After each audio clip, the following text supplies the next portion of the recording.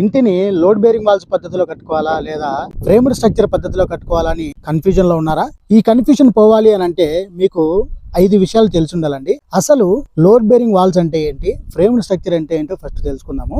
So load bearing walls అంటే ఏం లేదండి, గోడలు కట్టి దాని మీద స్లాబ్ వేసి ఇల్లును కంప్లీట్ చేసుకునేటువంటి విధానము. దీంట్లో స్లాబ్ నుంచి వచ్చిన లోడ్స్ అన్ని డైరెక్ట్ వాల్స్ మీదకి వెళ్ళిపోతాయి, వాల్స్ తీసుకుంటాయి. దీన్ని లోడ్ బేరింగ్ వాల్ స్ట్రక్చర్ అంటారు. సెకండ్ ది ఫ్రేమ్డ్ స్ట్రక్చర్ అండి. ఫ్రేమ్డ్ స్ట్రక్చర్ అంటే కాలమ్స్, బీమ్స్, స్లాబ్స్ ఉంటాయి.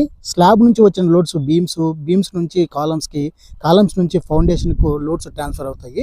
దీన్ని ఫ్రేమ్డ్ స్ట్రక్చర్ అంటారు. ఈ రెండు పద్ధతుల్లో ఏ రకమైన పద్ధతిలో ఇల్లు కట్టుకుంటే మంచిది, ఎలా కట్టుకుంటే బెనిఫిట్ అనే విషయాలు మీకు అవగాహన రావాలి అని అంటే 5 విషయాలు మీరు ఖచ్చితంగా తెలుసుకోవాలండి. First point space utilization. Load bearing walls లో అయితే కనుక మీరు గమనించే ఉండింటారు, చాలా వరకు గ్రౌండ్ ఫ్లోర్ లో 14 ఇంచెస్ కానివ్వండి, 18 ఇంచెస్ కానివ్వండి వాల్స్ కట్టాల్సి వస్తుంది. అదే ఫ్రేమ్డ్ స్ట్రక్చర్లు అనుకోండి 9 ఇంచెస్ వాల్స్ మాత్రమే సరిపోతాయి. ఏదైతే తక్కువ ప్లాట్ సైజ్ ఉంటుందో వాటికి లోడ్ బేరింగ్ వాల్స్ పద్ధతిలో గోడలు ఎక్కువ మందం వస్తున్నక స్పేస్ అనేది తగ్గిపోతుంది. సెకండ్ విషయము నెంబర్ ఆఫ్ ఫ్లోర్స్ కట్టుకునేటువంటి వెసులుబాటు. ఇప్పుడున్న పరిస్థితుల ప్రకారము G+1 కంటే ఎక్కువ ఫ్లోర్లు కట్టుకోలేము.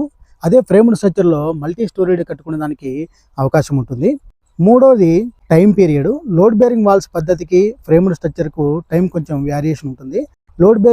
లోడ్ బేరింగ్ వాల్స్ కట్టేదానికి కొంచెం టైం పడుతుంది. ఫ్రేమ్డ్ స్ట్రక్చర్ త్వరగా వర్క్ అయిపోతుందండి. నాలుగో విషయము కాస్ట్ అండి. లోడ్ బేరింగ్ వాల్స్ పద్ధతికి ఖర్చు తక్కువే అవుతుంది కంపేర్ టు ఫ్రేమ్డ్ స్ట్రక్చర్. ఎందుకంటే లోడ్ బేరింగ్ వాల్స్ విషయానికి వస్తున్నక మీరు ఓన్లీ ఇటుకలు, సిమెంటు, ఇసుక ఉంటే సరిపోతుంది, కంకర ఉంటే సరిపోతుంది.